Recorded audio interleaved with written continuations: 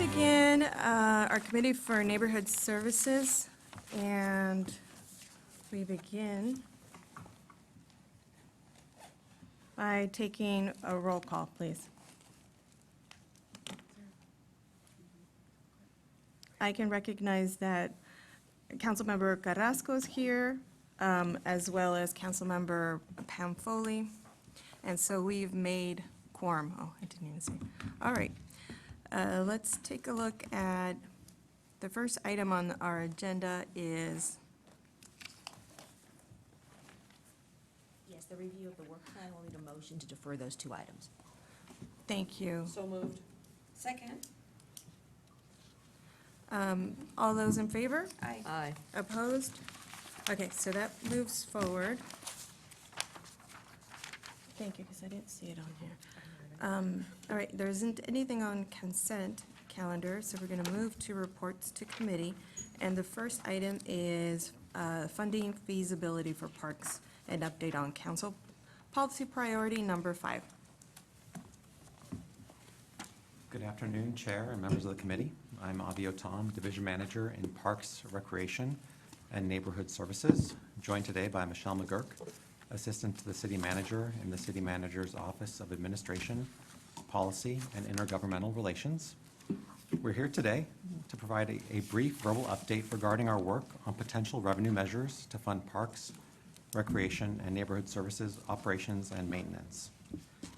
We last spoke to the committee in May of 2019 and provided background on the need for and council prioritization of exploring alternative funding for parks and recreation. Since then, staff has been working diligently to educate the public about parks and recreation, to assess different models for possible revenue measures, and to prepare renewed public opinion polling. Since late spring, staff has engaged in a public awareness campaign focused on a different area of PRNS services each month, such as senior and active adult, preschool and after-school, volunteer, and youth intervention programs. Staff has also partnered with the San Jose Parks Foundation to run the first Explore Your Parks events in San Jose, where tokens were hidden in parks across the city and hints were dropped on social media and on the radio in multiple languages for the community members to literally explore parks, trails, and community centers for prizes and for fun, because we are the department building community through fun. The goal of the public awareness campaign and Explore Your Parks events is to communicate in English, Spanish, and Vietnamese the breadth of PRNS facilities, programs, and services, and to get more residents active and engaged in our parks and recreation system so we can truly activate San Jose. I'll now hand it off to Michelle, who will provide an update on revenue measures, models, and polling. Good afternoon, committee members. Michelle McGurk from the City Manager's Office. We are very close to going into the field with a poll of likely November 2020 voters. We have been testing 2 different models of parcel taxes, one based on the square footage of the parcel itself, and the other based on the square footage of the improved area or the buildings on the parcel. We've taken feedback from council, the committee, the Parks and Recreation Commission, and others into account, and have developed a model with differentiated rates for residential and non-residential properties. It has taken quite some time to vet and test the data that would go into creating these models, particularly making sure that we had accurate data about the improved areas of the and the buildings that are on those parcels, and vetting it with the assessor's office and so forth. In the poll, we will also ask voters about their engagement with parks, community centers, senior services, and various Activate SJ activities like Viva Calle. Additional questions will determine how important various issues and services are to voters. These will include things like clean park restrooms, or removal of illegal dumping to beautify the city, or protecting nature and wildlife areas. And then we'll also ask about a few specific places, like as you had recommended at the last committee meeting, like Happy Hollow and the Rotary Play Garden, and get a sense of people's involvement with those different specific, how they resonate with the voters. We are looking forward to reporting back to council when we have the results of the survey. And at this point, I think Avi and I are available for feedback and questions about the approach. So, but we do anticipate being in the field with the survey in the next 2 to 4 weeks. Okay. Councilmember Foley. So you're talking about surveying our community in the next few weeks with the idea of putting something on the ballot in November? Is that what you're thinking of? It would be November of 2020. Right. So yes, so we did some preliminary survey work, as we had presented to you in May, in 2017 and 2018 timeframes. And what we found at that time was the model that was tested and the way the question was asked, we had strong support for the parks, but a park-specific measure requires 2/3. And the various times we've polled, we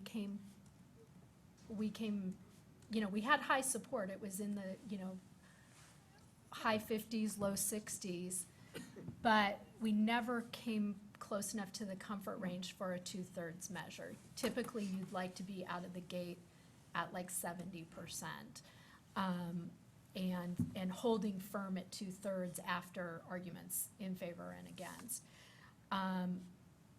So we were directed to do additional outreach. The department was directed to do some education and outreach, and the city manager's office, our team was directed to do additional polling down the road and see if there were things we could tweak to find a sweet spot with the voters. When you're polling, are you polling a specific dollar amount? Well, we poll the actual ballot question that would be on the ballot, so that, Which is? well, we haven't finalized the draft poll yet, but it varies, and we are waiting to see, there's some legislation that's sitting on the governor's desk that might change the way ballot questions are required to be written. So, once we know next week if that legislation is approved or not, then we would finalize with the pollster. But we're looking at keeping, we have we have some numbers where we need to reach to meet the goals, and raise approximately 30 million. Yes. Is that? Yeah. Yeah. And so it's modeling something that would get to 30 million with a varied rate for residential and commercial. Okay, can you be a little bit more specific than that? I'd like to know, because, so you're talking about, you mentioned 2 different strategies. Usually a parcel tax is just a flat fee on a parcel, whatever it is. You're Yeah. talking about taxing based on the square footage of the dwelling or the square footage of the lot size. Mhm. So I'd like to get an idea of what that means. What's that going to look on a homeowner's tax bill? So, some of the modeling that we've done, and we can continue to play with this, would start at 1 cent per square foot of parcel area for a parcel for a residential property, and then it would be varied for commercial properties, and increasing. And then on the improved area, we've looked at a model that would start at 3 cents per area. So if you were talking about, I have a 1,500 square foot home, I would be, at that rate, I'd be paying approximately $45 a year. That sounds complicated, so why are we not just going for a flat dollar amount? Why why confuse the voters by telling them it's 1 cent or 3 cent, and what's the variable for the commercial? So we were directed to look at progressive rates when we, at various times when we've polled, both on the parks and on housing measures. We were, and then we were back in 2016, 2017, 2018. PRNS did some financial feasibility studies and had a consultant that looked at all the different measures that had been done. And there was a very successful measure in Los Angeles County that based it on, it was very similar to this. So we were given direction by the committee in the past to look at the LA County model for this measure. So again, this is very preliminary. So I was gonna add, LA County's model was a rate tied to the building or improved area of every parcel. They, given their scale, set that to 1.5 cents per square foot. And then across the county, it was gonna raise on the order of, I think, $95 million per year. And what's highly unique about that one, and why it's the standard in Parks and Recreation, is it's in perpetuity. So it provides an ongoing source of funding across the county. We also looked at the model that we have for the library parcel tax. And so the library parcel tax is varied based on the type of property. So it is, homeowners pay a flat rate for a single-family home, but the library parcel tax varies based on the type of property. And so we've done quite a bit of different modeling, and really with this polling, I think we would be telling the committee and the council, how the community feels about it, and how they feel about various issues tied to the parks. And with regards to commercial properties, what's your thinking about assessment there, or parcel tax there? We're still studying that because we need to, we're diving deeper into the sizes of the property, but we're thinking it could be varied or it could be static at, but again, it would be, potentially 2-3 cents on up for parcel, depending on the parcel size. We did get a strong sense from the council with the housing measure when the team was at council the last time, was that there was a desire to place more of the tax burden on the commercial properties than on the residents. Interesting, since the commercial, I'm not speaking for or against that, but I'm thinking of who uses the parks, and it's really not the commercial properties who are using the parks. It's the residential occupants who are using our parks. It's not necessarily our businesses that are using the park. So that's an interesting, I wasn't on council then, so it's an interesting discussion that they had around that. The staff direction around, so in June, when we came to council to talk about housing measures, the staff direction at that time was to explore a commercial only or non-residential only parcel tax for, related to housing. Right. And so, but we heard from several council members in that discussion that, that as we explored tax measures, we should look at varied rates for commercial and residential. So that was some of the inspiration that staff had on that. And then we do have parts of town where, daytime use, of trails and things like that, workers do use our parks. Sure, too. I appreciate that. Okay, that's, those are my main questions, really, is about the taxing structure, and I wasn't here when the discussion was around progressive taxes, or maybe I was in June, but I'm sure I would have been opposing a progressive tax. but I'd like to see it clearer to the person who's, the group who's actually gonna be paying the tax, which is the property owner. Whether it's a varied rate for commercial or residential, I'm not speaking to that one way or the other. I wanna see it when it comes forward, but more that 1 cent on my square footage, and then if I add an ADU, am I getting reassessed? You know, all these things are gonna be questions that come up to us in the community as if we launch that. And the other thing to take into consideration is there going to be tax fatigue based on other ballot measures that may come before us in November 2020 that are like a transportation tax and a Bay Area-wide transportation tax. So as we do, so this is the preliminary poll. As we develop, we would have to make a decision for the November 2020 ballot by August of 2020. Okay. So between now and then, staff has a whole work plan and a timeline, and that includes additional polling and tax fatigue and other Okay. items on the ballot. Good. Are stressors that we test with, and that our pollsters are regularly testing.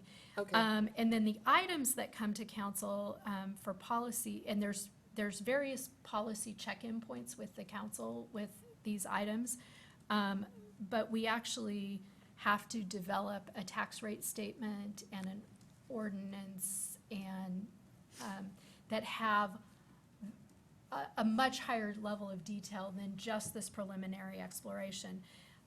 Usually what happens with this preliminary exploration is we get sort of a go or no-go sense from the voters. And, you know, if they come back and it's polling at, you know, high 50s, there's no way that a 2/3 measure can be successful. Right. And so staff would come back and tell you that we Okay. recommend not moving forward Okay. with additional work on it. I Instead- thank you, I appreciate your responses to my questions. Thanks. Does anybody else have any questions? Okay, I have one about the legislation that's on the governor's desk that you said may change or shape this, and you're waiting until then. What is that legislation? So there's a bill, SB 268, that changes the requirements for bond measures and progressive or graduated taxes. Because as you know, we have 75 words for our ballot question. Oh. And there are requirements as to items that you have to say in that ballot question. And we ran into problems or challenges with our bond measures because you can't predict specifically what the bond rate is going to be. And so this legislation sort of amends those requirements for these two specific kinds of measures, and allows the ballot language to include a phrase that says, see voter guide for tax rate information, so that the voters know that it's more complex and they should read the voter guide section about this, rather than trying to cram all the information into the 75 words. And I saw a few graduated taxes from other jurisdictions where they literally used up, 50 words saying, for properties of this price, the rate will be this, for properties of this price, it will be. And so it didn't allow a lot of space to talk about what would be in the measure. So that is on the governor's desk currently, and we will see what happens with that and then shape our questions appropriately. Great. Wonderful. Thank you. And I just, the other question, you said you would come back in August of 2020, you would have a work plan by then. We're gonna come back, that's the final deadline to put something on the ballot. Oh, I see. But we will come back to council when we have the results of the survey. Which will be sometime in spring? Hopefully, it will be later this fall. Oh, is that right? With the preliminary survey, Preliminary. yeah. Okay, wonderful. Well, I think this is a good balance of a tax, since we have seen park fees getting waived in order to build high-rises, and so I think this kind of helps create some balance in perpetuity for our parks, which is something that people see and deal with on a daily basis and want to see continued maintenance, and so I think it's great. Hopefully, our voters think the same thing. Good luck. All right, if. Move to oh, accept you do- report. You do have a question. Second. Councilmember Carrasco. Yeah, just one. You mentioned that LA has a measure that they passed that's in perpetuity. Which one was that one? Was that the transportation, was that the transportation measure? I believe this was Measure A in 2016, and it's for parks and recreation and beaches and clean water. They package it all together across the entire county. But it was a regional one, wasn't it? They pulled County, everybody yeah. in, and it was done they did a great job in coordinating and really pulling everyone in. I think that's why it was so Yes, there's successful and they were able to intensive get that community through. engagement, yeah. Yeah.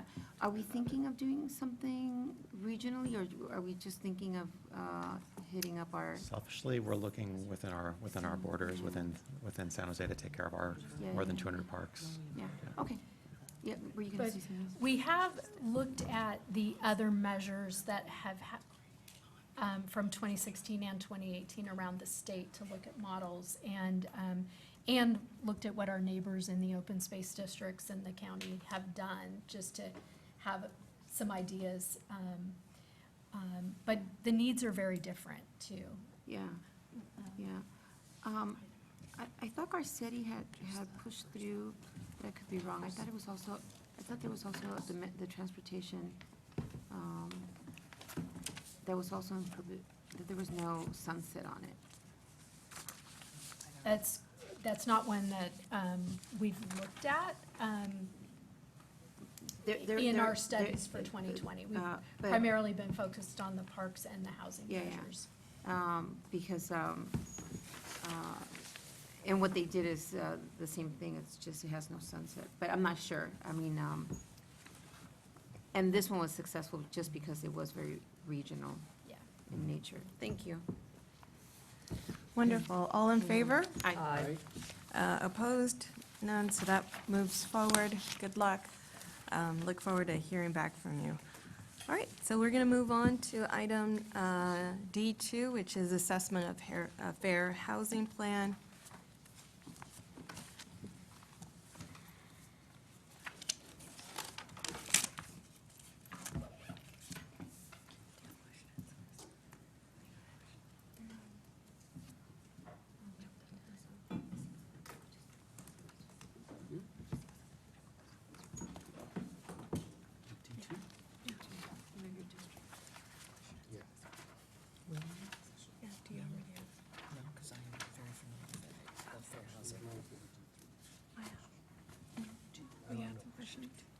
I'm just trying to get a list going.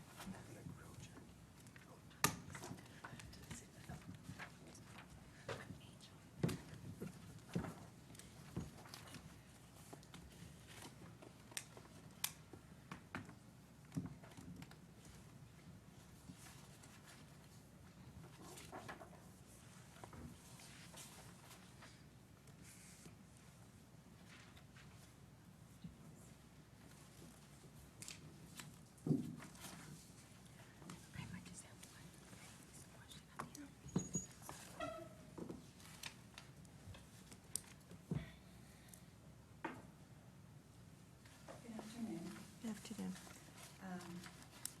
We're going to work on pulling this up while I kick it off and give the introduction. So thank you, Chair Arenas and council members. My name is Kristen Clements. I'm a division manager at the Housing Department.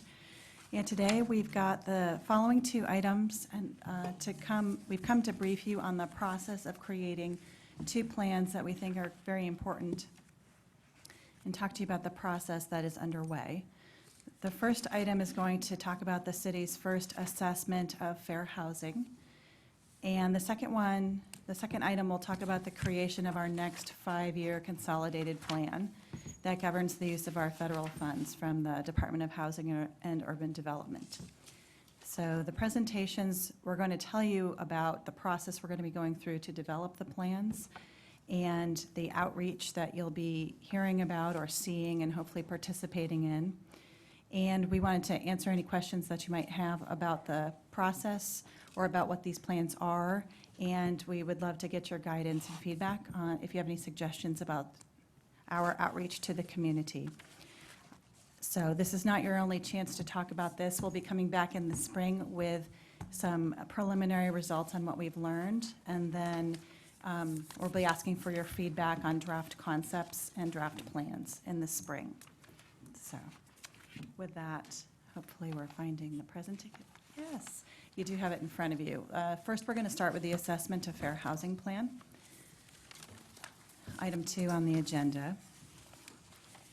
Just to kick it off for a moment, fair housing law is both at the federal level and the state level, and it tells us that we need to overcome historic patterns of segregation to promote fair housing choice and to foster inclusive communities that are free from discrimination. So it's our job to figure out what those challenges are and figure out strategies to address them. So the assessment of fair housing is the process and the plan that will result to analyze and create strategies to effectuate, to put in play how we're going to approach fair housing in our community. So with that, I'm going to turn it over to my colleague, Adam Marcus, who manages our policy team in the Housing Department, to walk you through this. Thanks, Kristen. Good afternoon, Chair and council members. Again, Adam Marcus with the Housing Department. I work on policy. So as Kristen mentioned, this is quite an important plan. It's something that we haven't done in the same way in the past, so it's an exciting time. To put it a little bit into perspective, because we do have a lot of housing plans here in San Jose, so you can see the assessment of fair housing is kind of in the middle of this really busy grid. And it informs both our federal programs, which Robert Lopez will talk about next, but it also informs our housing element, which is required by the state. And so it's really linking to a lot of different plans that we already have in place and that we'll be updating soon.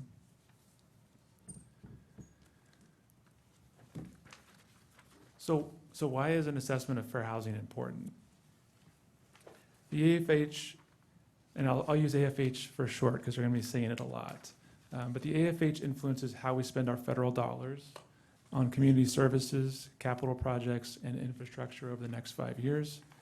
It explores how access to housing impacts access to many other factors, such as good schools, employment, high-quality transit, healthcare, healthy food, clean air, and more. This means that the plan will be cross-cutting and will look at how housing access relates to land use, transportation, and other areas. It will identify issues relating to housing choice and how it impacts access to opportunities. Findings in the plan may influence where affordable housing is located or sited and ensure that affordable housing can be built in all parts of the city to prevent the overconcentration of poverty, but also to maximize access to opportunities. So what is fair housing? Let's step back a minute and look back into history a little bit. The idea of fair housing was built on several landmark laws starting in 1959 with the State Unruh Civil Rights Act in California, followed by the 1968 Fair Housing Act. Together, these laws identify protected classes of people and make it illegal to discriminate against these groups with regard to renting or buying homes. Such protected classes include age, sexual orientation, gender, race, religion, and many more. In 2015, the federal government introduced the assessment of fair housing as a tool to carry out the notion of affirmatively furthering fair housing, which came from the 1968 Fair Housing Act. This assessment is now optional, at least in the in the way that we're proposing to do it. But thanks to the passage of California law, AB 686, cities and counties in California are now incentivized to use the AFH method. And while we have made progress since 1968, direct and indirect, intentional and unintentional discrimination continues today, more than 50 years later.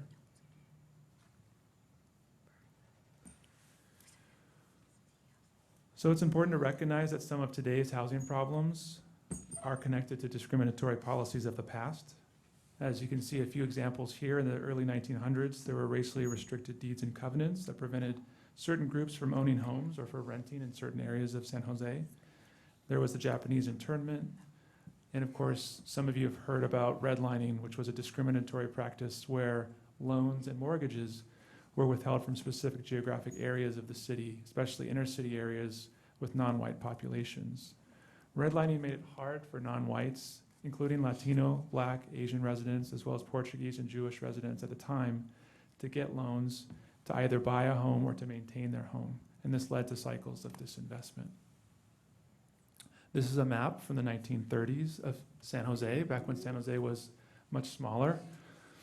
And like many other cities across the country, this redlining map, which was created by the Homeowners Loan Corporation, which was a federal agency, indicated hazardous areas, indicated by the red, and definitely declining areas, indicated by the yellow.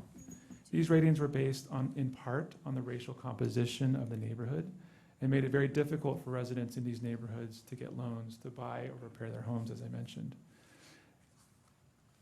Neighborhoods that did receive loans were marked as blue and green on this map. And so, as an example, some of these are, you might say, you can see in the bottom, Willow Glen was one of those neighborhoods at that time. Along with these maps, there were written reports. One report from 1937 rated an area in San Jose as having detrimental influences, including inharmonious racial elements. It also noted infiltration by Mexicans and noted from a racial standpoint, this area is extremely undesirable. Redlining as a practice did not end until the passage of accountability measures through legislation in the 1970s. However, it is important to note that the practice of housing discrimination still occurs today. In 2016, the majority of respondents to the Santa Clara County Regional Fair Housing Survey stated they had experienced discrimination in housing and indicated that race was a primary factor for that discrimination. There's alignment between historically redlined neighborhoods and where we are seeing displacement today. Longtime residents of color in these neighborhoods, many of whom have not benefited from the generational wealth created from property ownership, are now being pushed out right when the area's economic outlook improves and are unable to stay to reap these benefits. So fast forwarding to today, we still see examples of disproportionate outcomes for certain groups in San Jose, including looking at the homelessness population. Disproportionate amount of the homeless are Black. When we look at home ownership rates, they also vary by race. And when we look at environmental factors, there are certain groups that are also more affected than others. To do this work, we need to collaborate with other jurisdictions because many of these issues don't stop at our boundaries. So with that in mind, we're working on this plan with 7 cities, San Jose, Cupertino, Gilroy, Mountain View, Palo Alto, Santa Clara, Sunnyvale, including some of the smaller cities that are considered part of the urban county. So that's Campbell, Los Altos Hills, Los Gatos, Monte Sereno, Morgan Hill, Saratoga, and we are working with the county as well as the housing authority. So it's a pretty broad coalition, and we're working together with the same consultants. So we do plan to do very robust outreach as part of this AFH process, both with a consultant who will lead some of the events and meetings, as well as some of these will be led by staff. There'll be a mix of large and small opportunities to engage. We're working with the Lawyers Committee for Civil Rights, which is a group that's based in Washington, D.C. They're experts on fair housing. They're HUD technical assistance providers. They worked on the AFH for Los Angeles City and County. They're currently finishing up the regional AFH for Contra Costa County here in the Bay Area. They've also worked in many other parts of the country, and they're great to have on board. We will be doing one-on-one stakeholder meetings. Those are already happening as a way to start to broaden our network. We had a kickoff meeting last week. We will also be forming an advisory committee, which will meet once a month for the next 5 to 6 months. And we'll have 2 additional large format meetings. We'll have one probably, we're hammering out dates, but we'll have one in November and another in January and another in February, once the plan is in draft form. To get feedback from limited English speaking residents, we will have translation services available. We will be doing everything we can to bring our process to the community rather than asking the community to come to us. In that way, we will be continuing our good work with our displacement project to work in partnership with the community-based organizations and leaders to help find the best opportunities to have these discussions.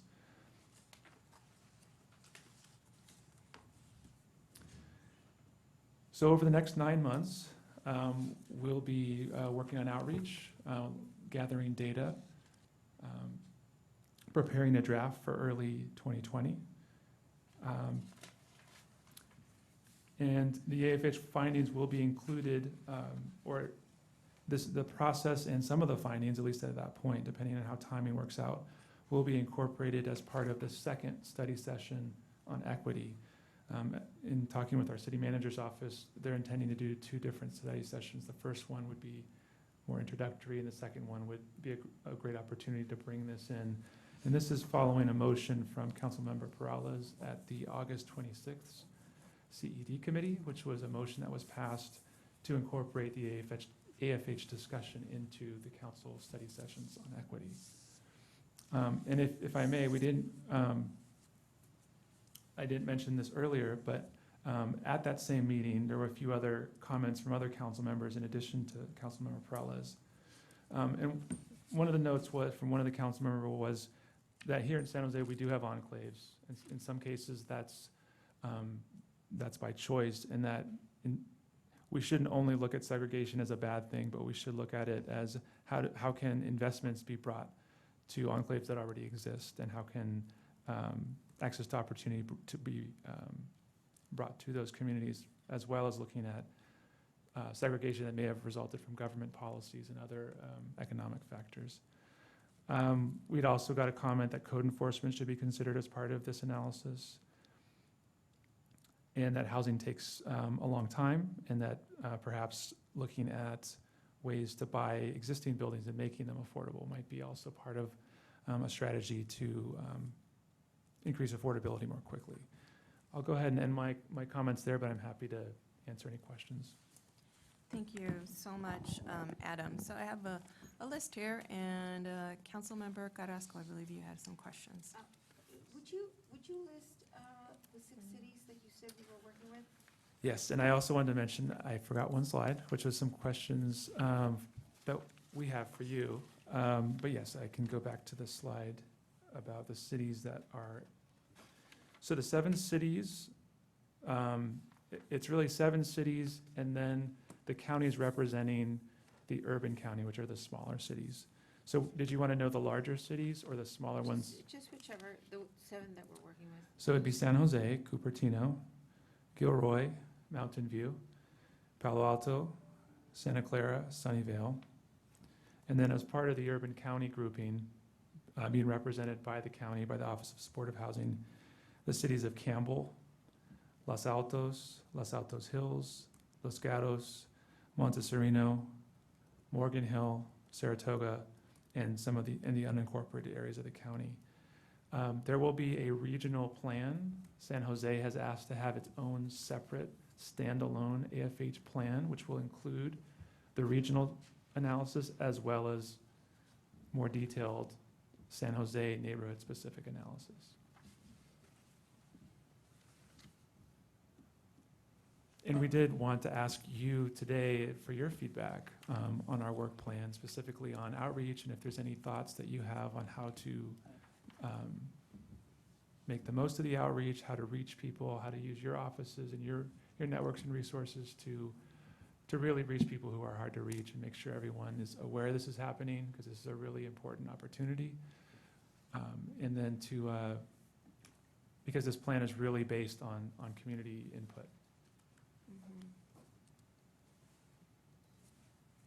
Councilmember, do you have additional questions? I do, I'm gonna defer my time for just a second. Okay, defer to Councilmember Jimenez, and then we'll have Councilmember Esparza, and lastly, Councilmember Foley. So just, I'm not sure, just trying to follow along. I think you all probably had a discussion before I got here, but, so item D3, the 5-year consolidation plan, if I have a question on that, is this the appropriate time to ask that? And we can, Right, next okay, item. so yeah. I'll wait. This is item 2. Okay. Yeah. Okay, Councilmember Esparza. Great, thank you. So I have some questions around the community engagement component. And so where that's coming from is my questions are coming from a concern that a lot of times we put the burden on marginalized communities and to make their case and attend meetings in a way that's convenient for us. And so I think that many folks can't attend meetings at City Hall, or even when we partner with nonprofits. I think we miss an element, we miss the neighborhoods. And so my request is that regarding focus groups or a lot of that engagement, that we hold them where people live. Whether it's a neighborhood of seniors who maybe have a difficulty with transportation or whatever, whether it's at a dense apartment building in a low-income community like Santee or Valley Palms or many other places.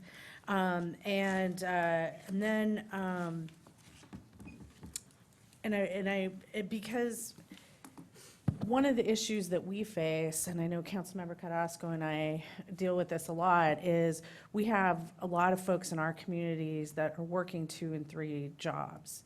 The kids are pitching in to support the family, and it's hard to simply get away to speak at a meeting.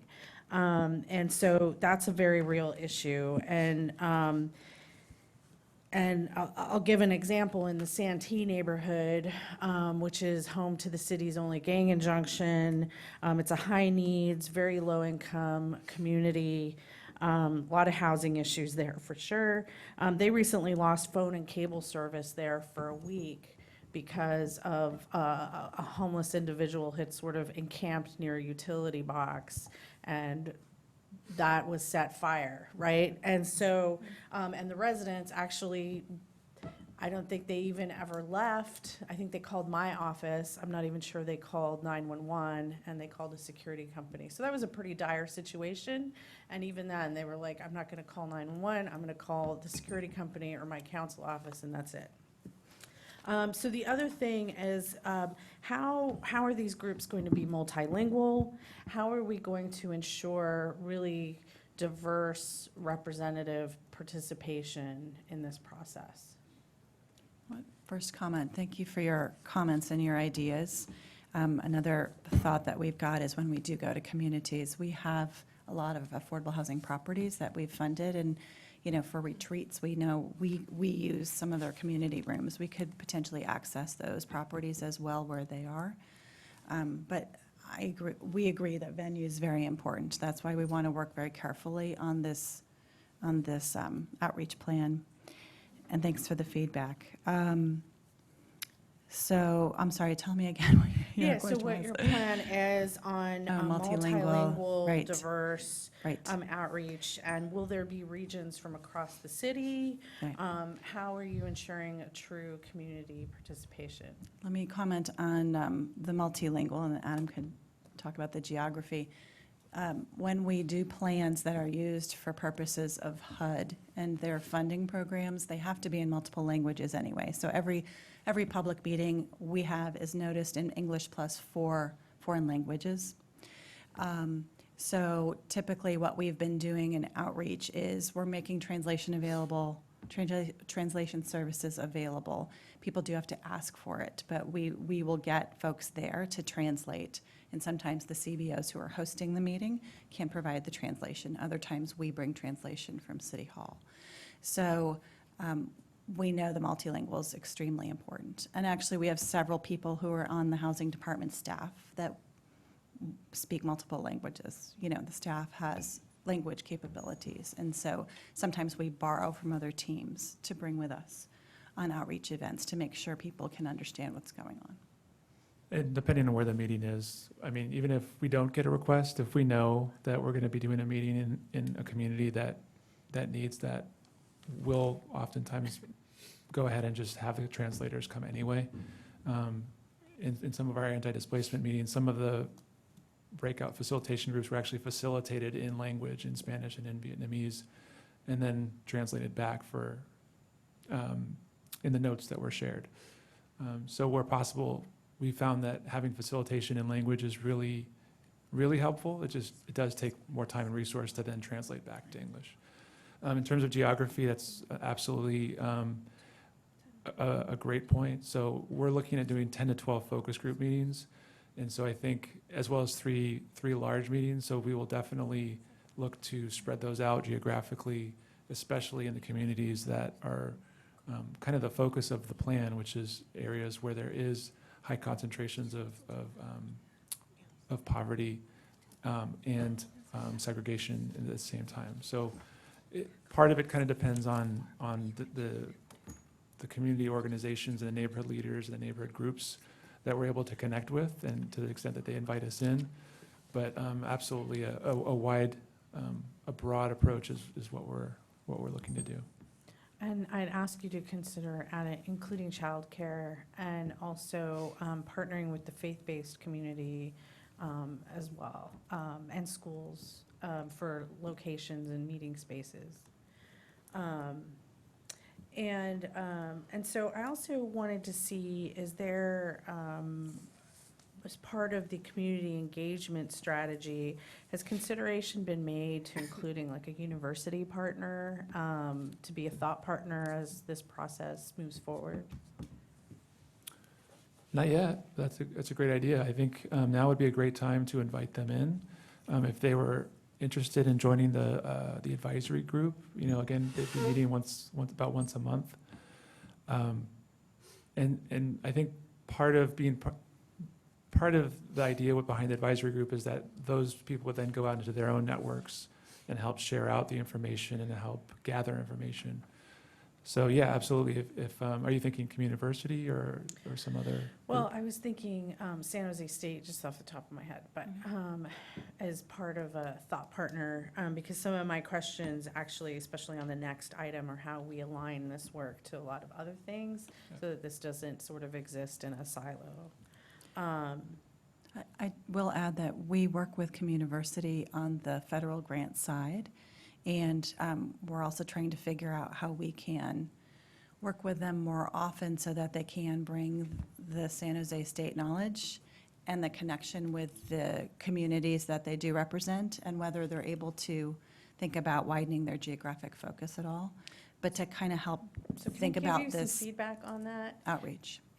I know it's convenient to work with existing partners and ask them to spread their geographic focus, but part of what I'm saying here is work with neighborhoods that already exist. And I know it's more work, but there are a lot of people in neighborhoods that get cut out of processes because they don't have that connection with the Somos Mayfair. They don't have that connection with the community. And so there are a lot of voices that don't get heard. And so that's why I'm bringing that up. You know, it's a little bit more work, but if we do really want those voices to be heard, it's worth doing. That'd be great if we could coordinate with your council offices on recommended neighborhood leaders to make sure, because we'd like the invitation groups to be good and broad. So that would be wonderful feedback. Thank Yeah, you. and I'm happy to help.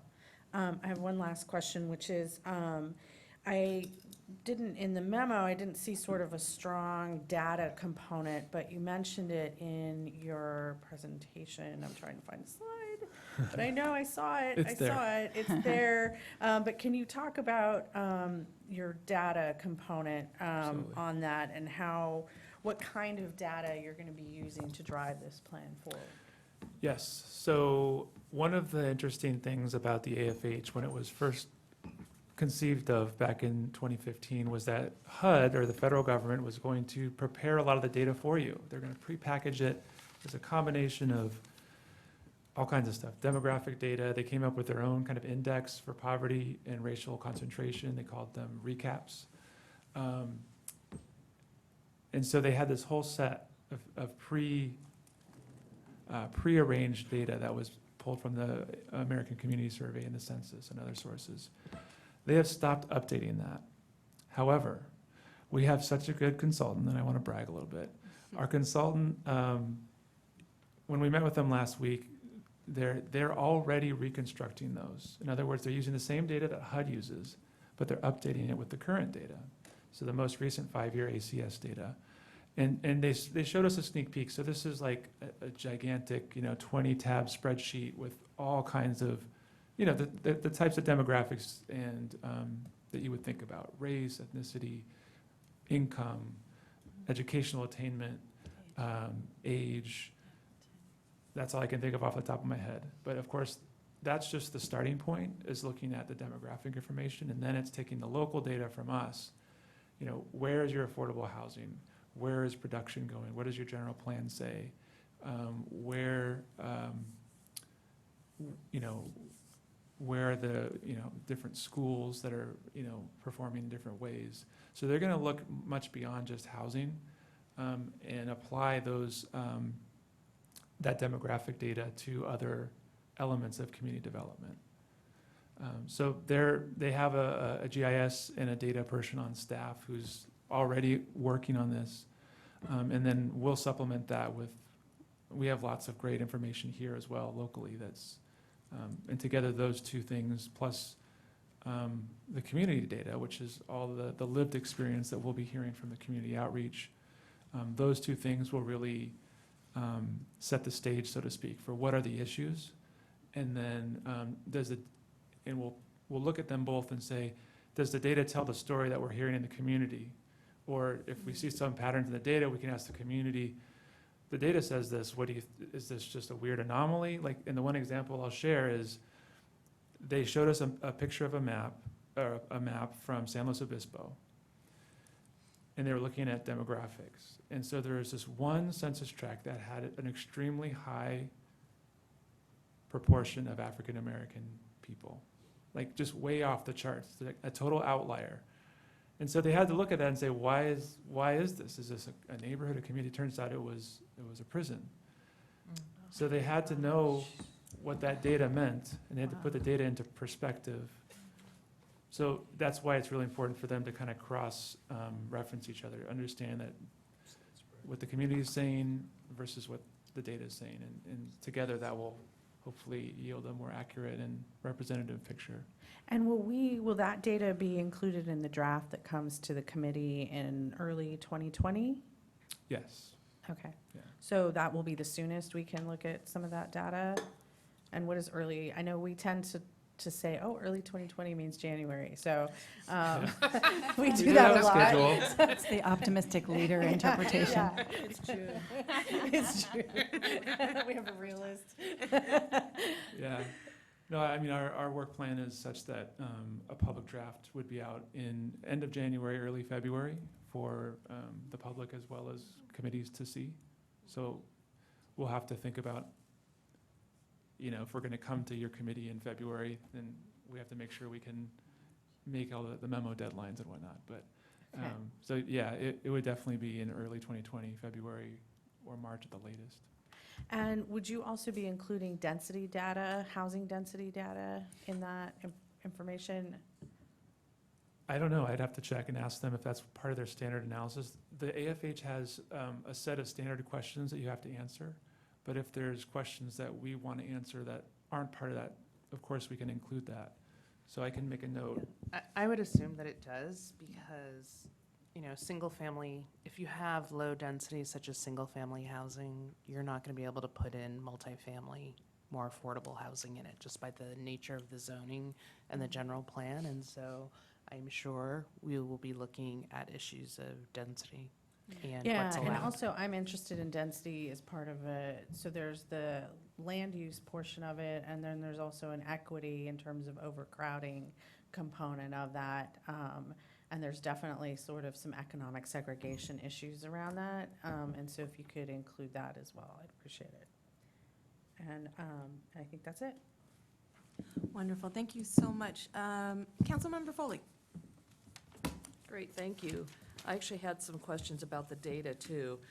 As a, you all know I'm a mortgage broker by profession, and to get that license, it's a real estate license, I have to renew my license every 4 years, and I have to take a fair housing class, which covers everything, soup to nuts as it relates to fair housing. We're fair housing, equal opportunity lenders, et cetera. In a loan application, we are required by federal law to complete a HMDA report. Are you familiar with that? Yes.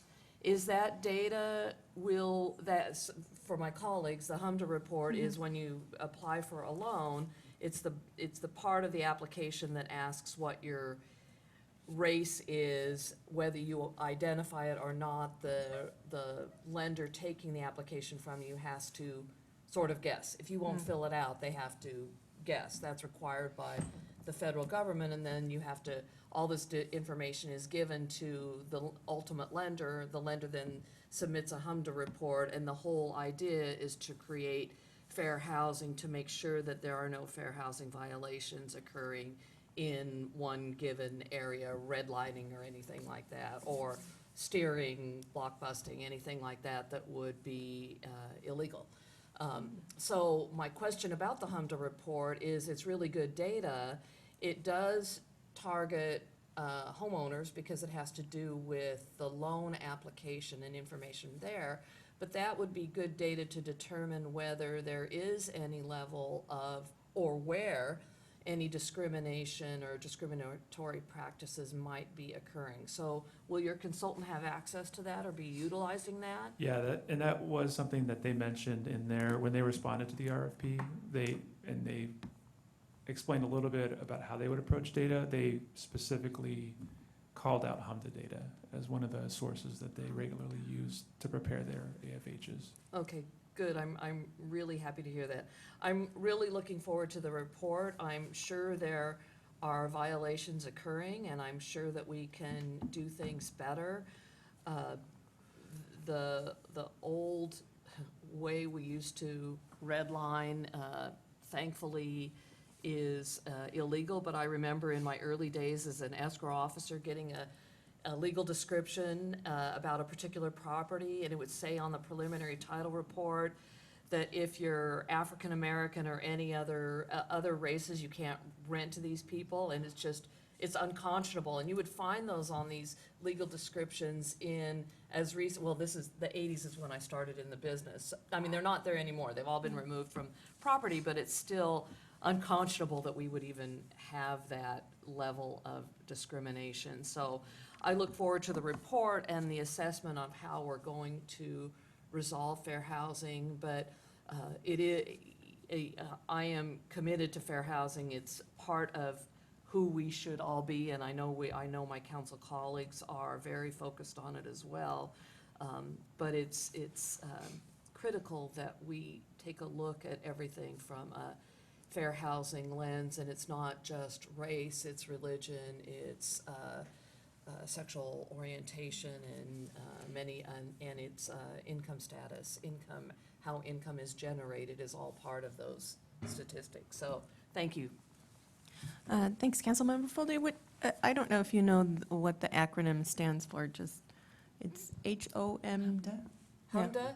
HMDA. No, I knew you were gonna ask, and I don't. It's, I was on that website this week. I wish Do you I wanna do knew. it, Matt? You know, It's the, there you go. There you, good Who job. has It's handy. Good job. It's the Home Mortgage Disclosure Act. Very good. Very good, that sounds good. I was actually on the website this week, just tooling around to see if there were reports about how different banks do. It is a very dense data set. There are no summaries very available It's very, on yeah. the key landing page for it. Yeah, it's great. It looks great. Thank you.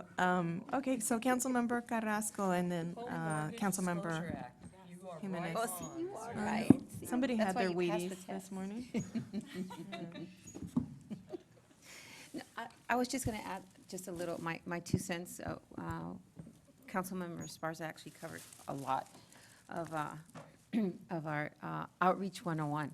You know, what I always tell my team is, please don't make people come to where we are. Always go to where folks are, and especially when you think of districts like District 7, District 5, and even the flatlands of District 8.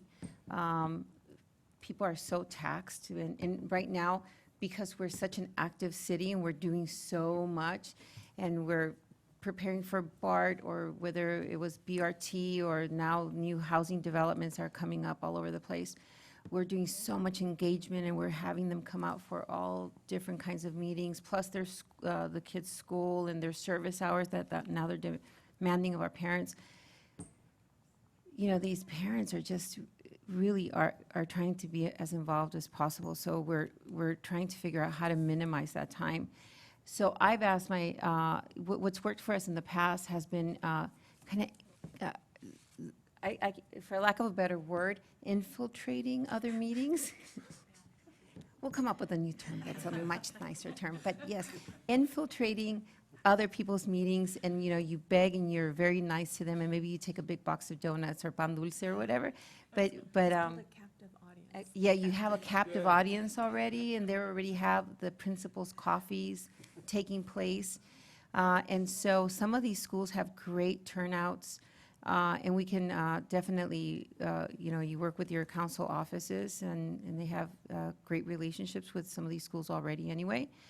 And so you can connect with those principals, and like I said, some of them have great turnouts, and you have an audience already built in. You don't have to do outreach, especially for some of these Title I schools. They have monthly meetings, whether it's the PTA meetings or whether it's the principal coffees or some of the other clubs that they meet already. They're already built in. And so you're not asking them to have yet another meeting. You're not asking them to go anywhere else. They're already dropping off their kids. They're already there at the school. So I just wanted to put that in there because it also gives you an opportunity to meet those goals or maybe even double your goals.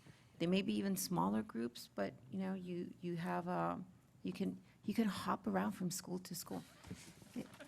Councilmember Jimenez. Thank you. So just the name Assessment of Fair Housing Plan. And so this has happened once before in the city, right? I think it passed in 2015, or that's when it was required, or? It was at that time, it was a different approach, but it was called the Analysis of Impediments to Fair Housing. So it was the same, it was a plan that's required as part of our HUD obligations. And this plan will also meet that same obligation. But this is a different way of doing the Fair Housing Plan. It's more robust, it's more community input-driven, it's more data-driven. Okay, And we do analysis for every 5-year consolidated plan creation. right, Yes. right, because it's wedded to that, right? That's right. Okay. That's right. So what I was going to ask is that even though it wasn't as robust, what it used to be called, the information, the data that was produced, I'm just trying to think of outcomes, right? So we get this data, it shows X, Y, Z. How does it sort of, how does it come alive in some of the policies? Can you give me an example of something that's? Yeah, similarly, the last plan had, there's a work plan associated with goals and actions. So this one, in the same way, it does the analysis, both with community input and data. It identifies the issues, it sets measurable goals, and then it commits the city to actions to achieve each of those goals. So can you give me an example of a goal that came about from, you know, I'm not sure how long you've been with the city, Yeah. so if you need to consult someone else. Yeah, I mean, some of them can be, you know, very exploratory, like explore this new policy, like explore a, you know, funding, you know, legal representation for people facing eviction. Hmm. You know, those are, you know, there's programs.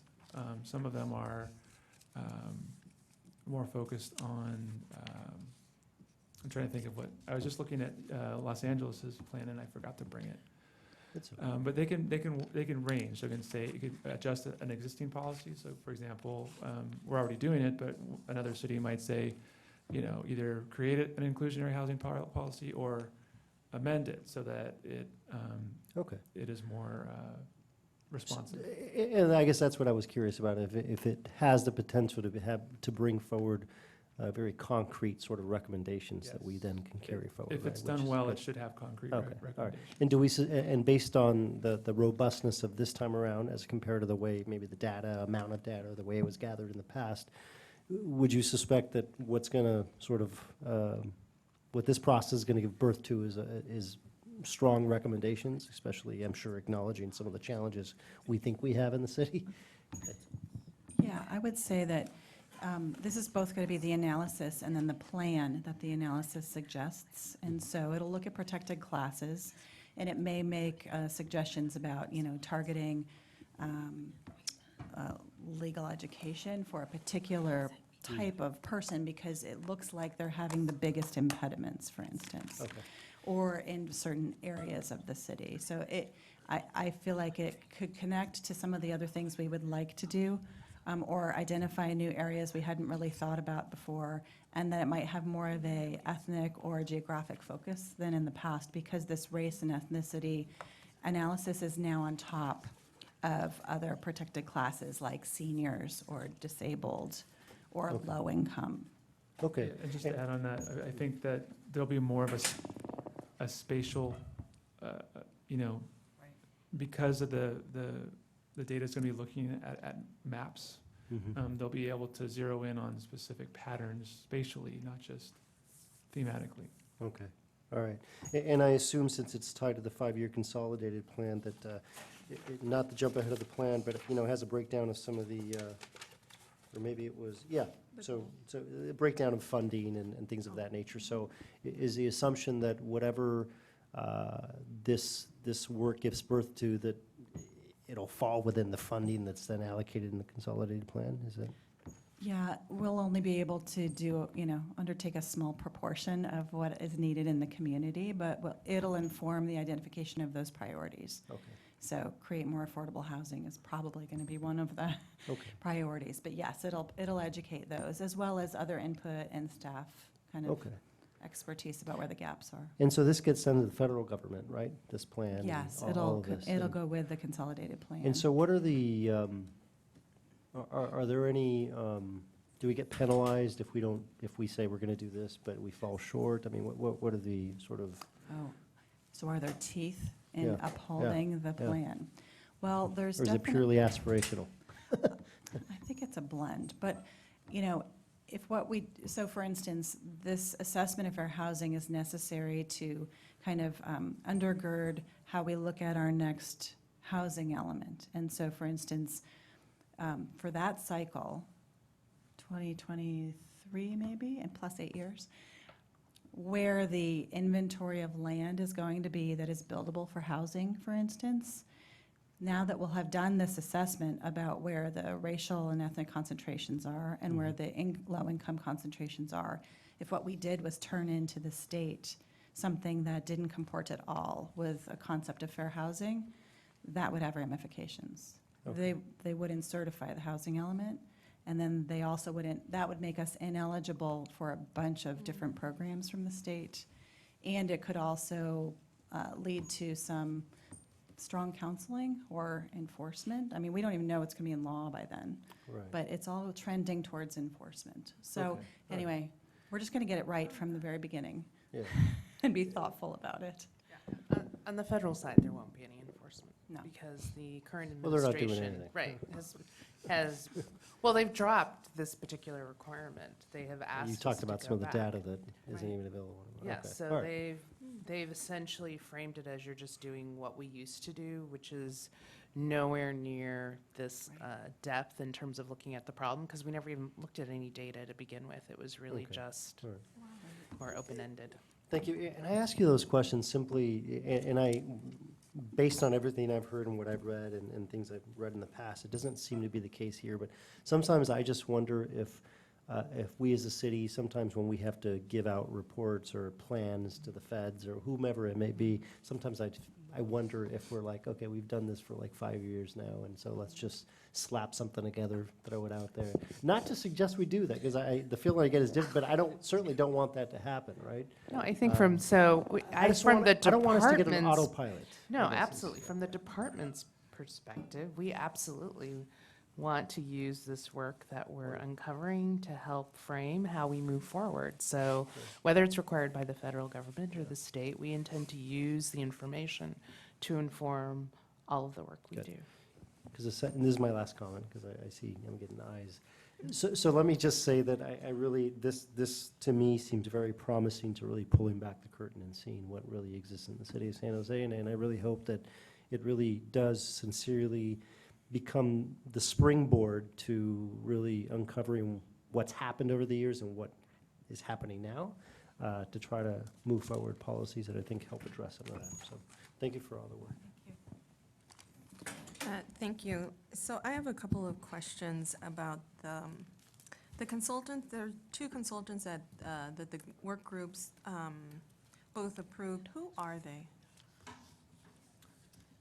Okay, I can talk about the Lawyers Committee for Civil Rights. So they are the consultant that's going to be working on the AFH. They are based in Washington, D.C. They have about, I think their office is about 60 people, primarily civil rights attorneys. They are experts in fair housing law, and they have completed a number of AFH plans. Amongst those plans that they've completed were ones that were sort of held up by HUD as good examples. You know, even 2 years ago when HUD was fully behind this, you know, before the administrations changed, Philadelphia, New Orleans, they were involved. I don't know if they were particularly leading on, but they were involved in those plans. City and County of LA, we got a glowing letter of support from the housing planner there, saying that they did a great job in LA as well. So personally, just in the kickoff meeting last week, I really felt confident that they knew their stuff. Like the fact that the way they were answering our questions and the way that they were already working on the ground, trying to connect with stakeholders, and then from there connect to additional stakeholders. Like, they've done this before. And so I was talking to Robert Lopez, like, we've both felt really good about the consultant that we're working with on AFH. Wonderful. I'm really glad that you feel very confident about who those consultants are. On the 5-year consolidated plan, that's going to be a different consultant? And Yes, that consultant, which we'll hear about next, is Michael Baker International, and they've done a lot of HUD consolidated plans in different cities across the country. They're very experienced at that. thank you. Sure. Wonderful. So they're going to bring in some of that background information and gather all of that data, make sense of it, analyze it, and then tell us how the input that we've gathered through outreach and focus groups and whatnot, how those two correlate, or if they do, or what's the story that the data is telling us, right? Yeah, so they're two different work products. The assessment of fair housing will be one plan, and then the consolidated plan will be a separate one. And both consultants will be, they're already interacting with each other, so they know that one's work is going to feed the other's work. But they will be writing the plans for us, and we'll be reviewing and giving comments and giving them input on we would like the outreach to go this way. We would like to make sure that we're connecting them and directing them. But they'll be doing the initial kind of analysis, bringing together the inputs from the community as well as from the data. Wait, so will they set up the outreach and all the meetings, or is that still housing department They'll do staff? some of it, yeah. Oh. We've already connected them with a lot of groups. Literally this week, we've been talking to them about the logistics of Mhm. how do we actually operationalize this. So Mhm. we had initial discussions about where would be some good opportunities in the next 6 weeks. So I think with what we've heard today, we will be following up with our AFH consultant and suggesting, as Councilmember Carrasco suggested, trying to piggyback or overlap with other Mhm. meetings. One thing we are doing is. Donut strategy. I'm getting rid of that word. One thing we are doing is trying, on some of our big tent meetings, we're gonna have some overlap. So rather than having 3 meetings just for fair housing and 3 just for con plan, we may have 3 meetings that are both, where both sets of consultants are in the same room, and they can condense their presentations a little bit so that there's room to talk about both. Great. And if there's some stakeholders that are not responding to this group, because it sounds like a very formal group, very competent group, but it's the Lawyers Committee for Civil Rights. I don't know, if it's a friendly name. They know us, so they may pick up the phone a little faster, maybe, right? I'm not saying that I wouldn't pick up the phone if it was a lawyer, but I may not pick up the phone if it's a lawyer. So just keep that in mind, and I'm happy to reach out to any of the groups that are in my district and to facilitate that. With that, I was also thinking that, working from what Councilmember Carrasco suggested earlier, let's go to the groups, and some of, we're taxing some of these folks who have been coming out and giving their input. I wonder if you could gather input from our study session that is coming up on equity, if you are able to gather information from the displacement study session that just happened a week ago. And also from the groups that are already meeting with Google. I think it's the SAG group. Because I suspect that, you'll get some really good information from those folks, as well as from the McKinney-Vento. So I want to make sure, for me, that of course, all of these folks represent some sort of family. And families are made up really differently nowadays, right? And so very, very blended. But I just want to make sure that we have focus on children, we have focus on our families, and especially single parents. And let me see, was there another? So I will provide you with a list of all of the suggested locations and whatnot for my for my district. Wonderful. Thank you. The last thing I wanted to suggest is the schools already have PTAs. You may want to gather from them. And in most school districts, they have a PTA for all the PTAs. And so they're reps from everybody, and that way you don't have to go to each of the schools, but they could be representative of their respective schools. And that way you gather all of the school district information. I'm happy to provide that information as well. I think that was it for my feedback. I was just,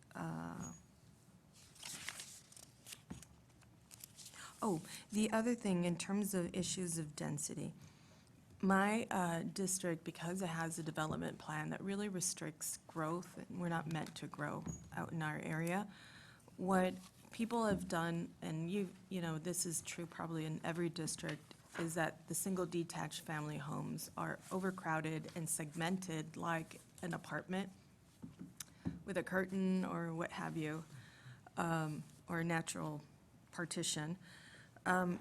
And so I'm hoping that also is considered, because I think we have very few apartments in some of our near Capitol Expressway. So I have a portion of my district that has more disadvantaged families, and that's where the apartments are closer to. But the rest of it is single detached family homes, but they're overcrowded just as much. Maybe not as, the same as an apartment complex, but we certainly can see all of the cars lining up the streets. We know it's overcrowded. So I just wanted to make sure that we add that, or we have that consideration. And that is it for me, I think. Do we have a motion on the floor? There isn't any motion. Second. Wonderful. All in favor? Aye. Those opposed? Okay, so that passes. Let's move on. Thank you so much. Thank you. Thank you. Oh, one last comment from Councilmember Carrasco. I'm sorry, you guys, I'm gonna just say it really quickly. So I don't know if you covered this, but I'm hoping that, it's more of a statement rather than a question. I'm hoping that as you're going through your meetings and you're collecting data from folks, that the same presentation that you just gave or similar in terms of the redlining and everything that's led us up to this point, and that has caused the laws to change in fair housing, or that now we have fair housing, is something that you will be presenting to the folks that you'll be talking to, and that gives them an understanding as to why we are where we are, and now why the cities are now responsible to make sure that that never happens again. Because not to do that really sets us up to have data or have an engagement, I think, that's not very substantial. So you need some sort of education and being able to lay a platform, a foundation, if you will, of understanding and institutional knowledge of what our history has been. Why do brown people live on the east side? Is it an accident? And was it, because Doña Maria was there and I knew her and then suddenly it just became a tradition? Or because they sell the best tacos over there? Or, I think we need to kind of understand what the history of San Jose has been, which is similar to East Los Angeles, which is similar to so many other areas that we've gone to visit or that we've heard about, in fact. So we need to be able to pass on the torch of knowledge before we can even engage them in a meaningful way. And then the last thing in terms of hijacking, we have senior homes. I have a huge concentration of senior housing in my district. It's going to be very difficult to get meaningful conversations from our communities if we don't include seniors. And to be able to be there where seniors are, some of them are never going to leave their homes because of many, many reasons. We know this. And so to be able to go where they are, I think is really important. And even though they have community halls, they're not even going to go into the community halls. But they may give you access into their own units or their own apartments, and to be able to have individual interviews with them. They love the company, so they're very chatty. So I say we take advantage of that. Thank you for that. Another comment from Just very Councilmember quickly, Park. a Tremendous. few months back, I was kind enough to get a book from Councilmember Esparza. It was called The Color of Law. It actually talks about this in the context of the history of the United States, and many, many examples within the book actually talk about the Bay Area, Richmond, San Jose, Milpitas.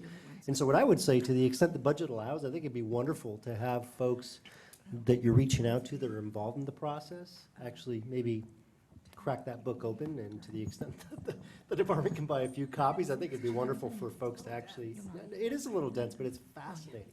There's some really good videos. Oh, there you go, some People videos.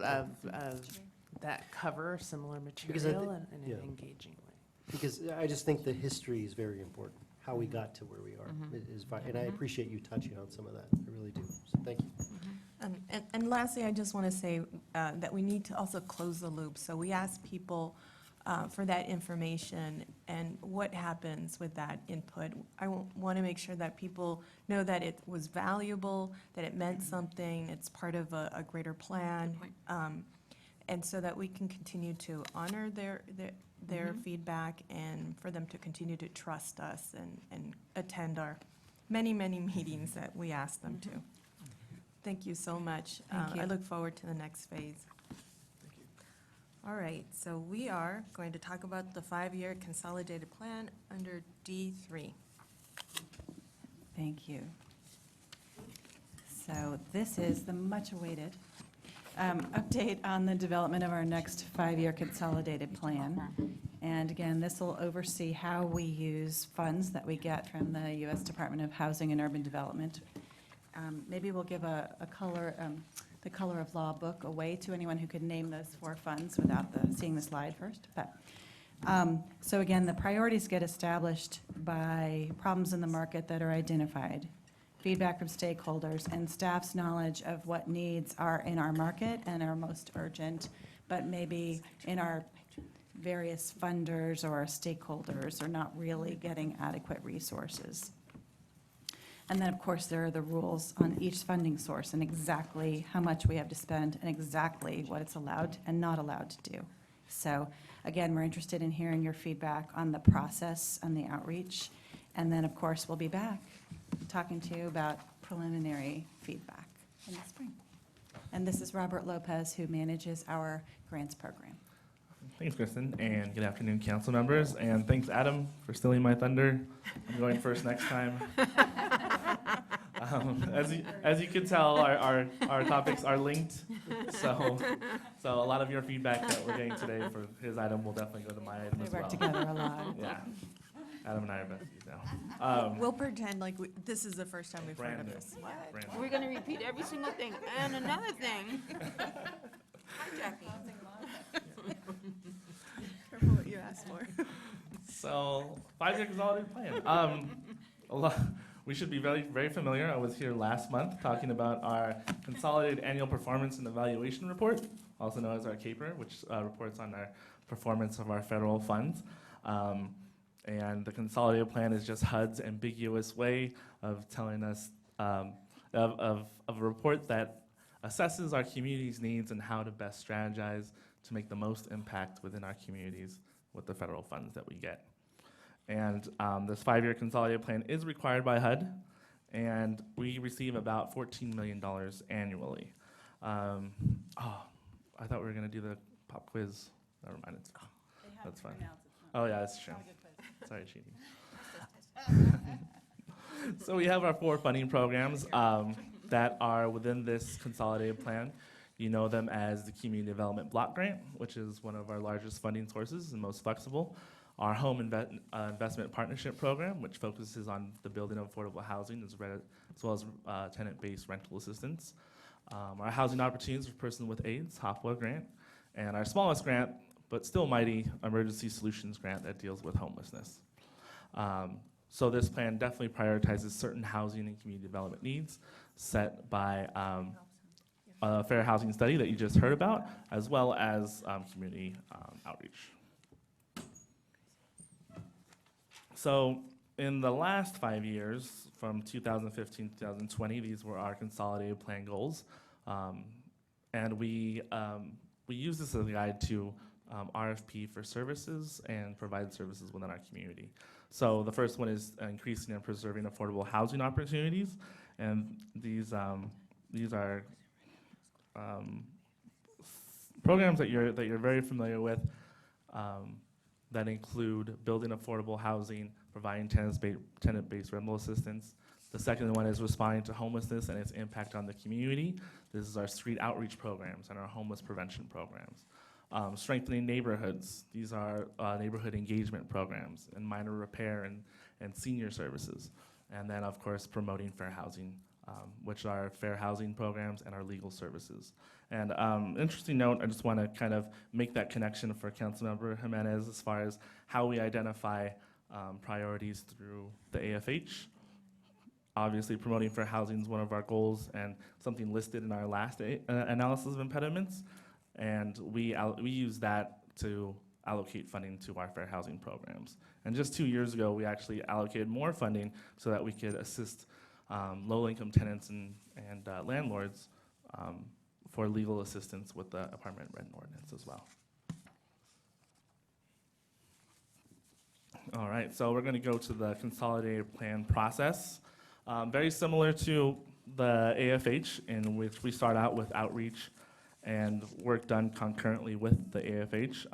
We'll ensure that priorities are data-driven and specific to our community. And not only will the AFH also inform our plan, but also the community plan and homelessness, which is also being done at the same time.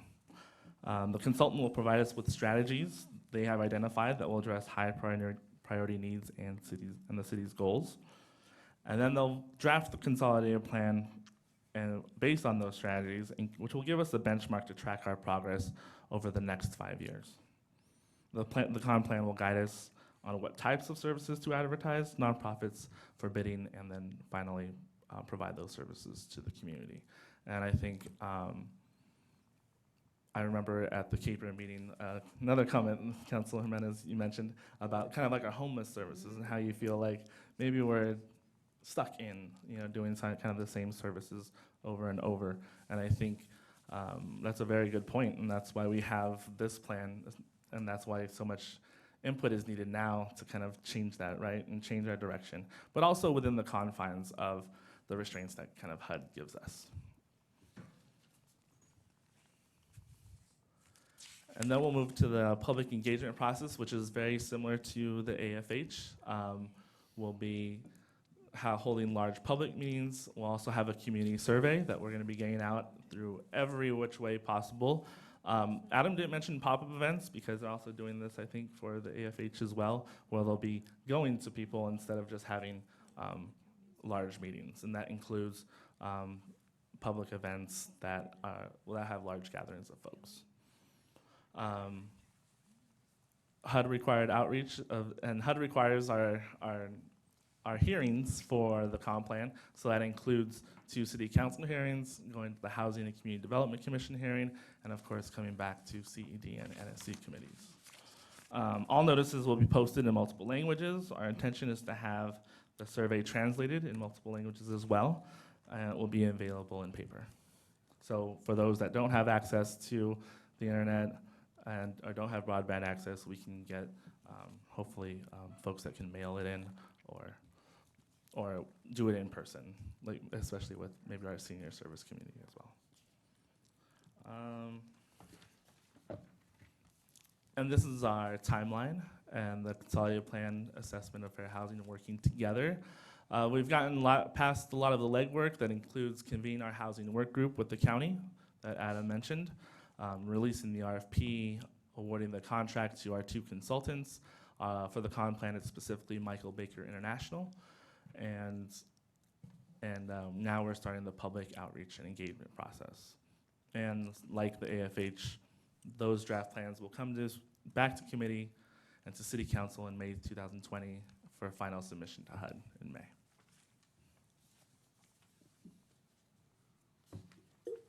So I think something that we've received a lot of feedback from Adam's presentation, that it's important to get as much feedback as we can in as many ways as we can. And this feedback will inform the community on needs that will be outlined in this plan. And I think we always struggle to find the most impact, which services will be the most impactful, which are filling gaps, or which are identifying new services, and which are complementing existing efforts. Because we are working with a very limited amount of funds, and I wish we had $300 million of federal funds that we could put towards services to solve a lot of problems. But when the reality is we're receiving $14 million, $8 million of that is CBG. 15% of that goes to public services, and people want a lot of legal services. They want a lot of neighborhood engagement services. We have to decide how we allocate those dollars. And something that we've done in the past is, in our community meetings, is play a game called HUD Bucks, where we give and I know someone's familiar with it, where we give our participants a limited amount of dollars, And we give them all these options that that these dollars can go to. And they have the hardest time trying to pick which ones they want to. So, so that's why this feedback is so important, and we get as much as we can so we can narrow down those strategies and priorities. So the one thing I'd like to add, though, is that the consolidated plan is not only just informed by this public process and the data that we're collecting, but it's also informed by other reports that we're doing. So the anti-displacement work that we're going to do is going to inform this. The fair housing report informs this. Our new homeless plan that we're doing with the county and destination home, those planning efforts will also inform this work.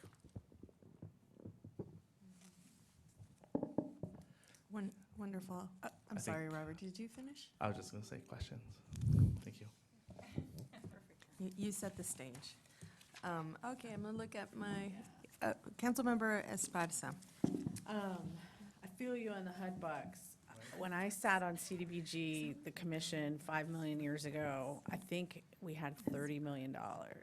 And it just was cut and cut and cut. And it's like, we thought those cuts were hard, and now I sit back and I just laugh. Like, those were the good old days with CDBG money. I had a question on so the other plans are going to inform this work, but my question is, how is this all of this work going to align with the community plan and homelessness? And how is it going to align, not just inform, but align? So when I meant inform, I meant align. Oh, So okay. so when the community plan to end homelessness comes out and we say, here are the different programs that we think are important, then we need to consider those programs as an opportunity for funding through the consolidated plan. So when he's playing his Bucks game, we need to put some of those new ideas that we're going to hopefully generate, or the priorities that are coming out of that plan, to ask the community, is this something you're willing to invest in with our federal dollars? Okay, great, thank you. And then I just was going to make the same point that we hold focus groups as much as we can in actual neighborhoods. And I actually agree with you, Robert. I think a lot of a lot of that can be done in person. Is probably the best way to get really good, deep, meaningful participation. If it's just an online link, I don't think we'll hear a lot of voices that we need to hear. So thank you. And let me know. I'm also happy to coordinate and help on this outreach. Thank you. Councilmember Jimenez. Thank you. I just had one question. On page 3, it says, I think the second to last paragraph, it just reads, that for the consolidated plan, the consultants will implement the regional work plan, right? Because I think we're doing it regionally, it seems. I think we've done it like that in the past. But the question I have is where it says, as well as any additional work each jurisdiction asks the consultant to produce. So is there anything else that I'm curious as to what our ask is going to be with additional work? Yeah, similar to the AFH, we'll be asking for an individualized consolidated plan that addresses our specific community needs, and just something a little bit more focused for San Jose. Okay. And even though it's a regional plan, I mean, these dollars that I see here on page 2, for example, right? The CDBG, Home, ESG, and HOPWA, these are all San Jose dollars, right? Okay. And is it safe to assume then that it seems to me that CDBG and ESG are the most flexible, and well, not, Jackie's giving me that look, but that's probably the wrong word to use. But it seems to me that more things, for example, CDBG, I see a host of things that are under that, right? Yeah, And that's why CDBG is definitely most right. flexible. And ESG is then- actually probably our most restrictive. Well, yes, right, but I think it touches on something that's already within CDBG, right, the homeless outreach. Mhm. And so I just sort of lumped them together, that's why I was speaking in generalities. But, so that's close to, assuming, that same pot, it's close to $10 million, 8.8 million in CDBG. So what I'm wondering, and this is just thinking ahead as to potential outcomes from some of the work that we're already doing with the county and other partners, is the CDBG funding flexible enough to allow us, assuming it would even be enough money, but to fund the let's just say we found a vacant commercial building and we wanted to open up a navigation center. Would that money allow for that? I don't know if it would be Yes. enough, but It would. it would, okay. It would allow for the facility, we wouldn't have the money to operate it Okay. out And, of CDBG. right, but But we could use theoretically it we for a can, facility. right, and we Yes, can the plug shelters, in. shelters are eligible under CDBG. Okay, all right. Okay, cool, thank you. I just want to add to that point about what is eligible. It may change a little bit. We have been hearing from our HUD rep in San Francisco that the current administration would like to narrow a little bit what CDBG is eligible for. And whether they are able to do that administratively or whether it's more of an informal guidance, I don't know. But we have a meeting set up to talk to them about CDBG and what we think is important to use it for. So we'll be reflecting the fact that we like the flexibility, among other things. But with that flexibility also comes with it a little bit more of a challenge to report out consistently on outcomes across the country. And so it's kind of what happened to redevelopment in some ways, right? Like you have to be able to show what it does. So there's a little push-pull there, but Okay. yeah. The other question I have, and I thought I was about done, but as you're talking, other things come to mind. Is, you know, I've expressed this before, so Jackie, this is going to sound familiar, but it seems to me when it comes to housing, homeless, you know, everything related to housing, there seems to me, for me, to be many, many different pots of money, and I always try to wrap my head around where all these different pots are coming from, what the restrictions are. So with regard to federal money and resources, is this it? Are there other pots of federal money that we get to plug in holes in housing or to do some of these programs, or is this plan the only avenue in which This that? is the funding that comes directly to us. Okay.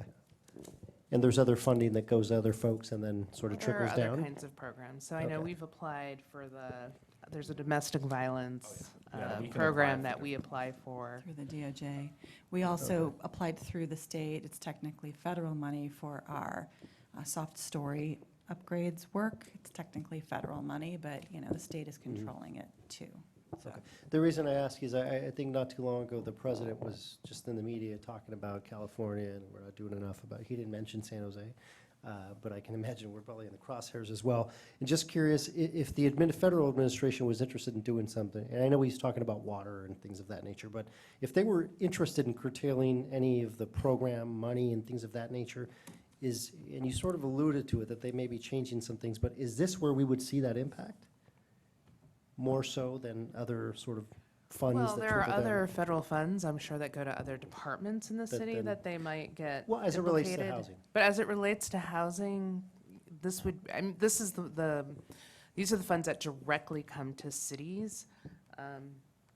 But there are other federal funds that run through the state, as Kristen has mentioned. that Okay, so potentially they come through. may So Do it some depends on work what, he's wanting to do. So if he wants to, impact a city, these would be the ones. I mean, HUD is always subject to a review every year.